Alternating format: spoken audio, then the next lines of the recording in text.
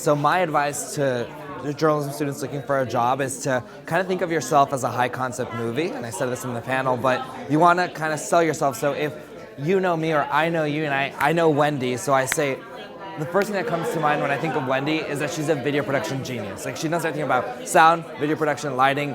She knows how to tell stories. So it's easy to sell you because you're so good at that, but then also pick up like I guess minors, but not actual minors, but like things that you're also kind of good at, but you're still building a skill set on, and always obviously be learning. Well, know what you're passionate about and really know what you want to do, and just start doing it, or start thinking about it, or start tweeting about it. I tell my students, there's no excuse. You say you want to be a writer, then start a blog. You say you want to be a social media editor, rock it on Instagram, rock it on Twitter, rock it on Snapchat, and you can start doing these things on your own. So understand what you want and just start going after it, and chances are, if you're good at it, someone will notice you. I think that it's good to just play the odds and start. If you need a job, just start applying everywhere you can.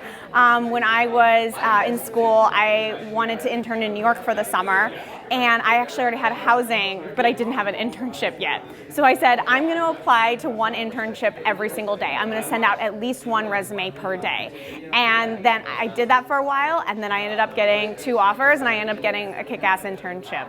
So I think it's about not being intimidated and not letting job descriptions get you down. If you see like one thing on there that you haven't done, or you see a level of experience that's asked for that you don't quite have yet, don't let that necessarily get you down. Apply anyway.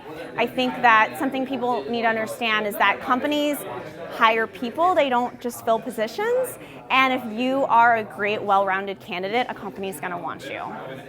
I feel like journalists that will always be employed have this mixture of 2 traits, one intrinsic motivation and one extrinsic motivation.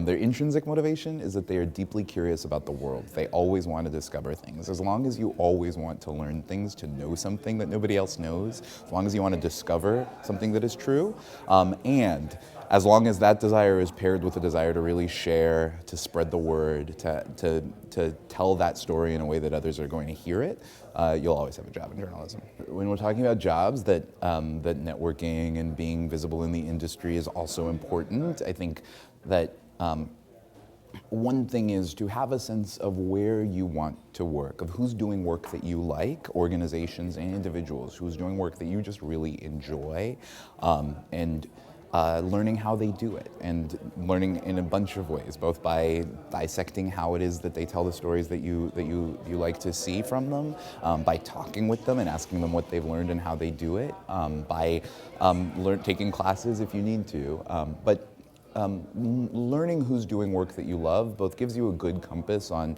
if they're doing work that you love and it's work that you can imagine yourself doing, it means that you have a good sense of where you might want to end up.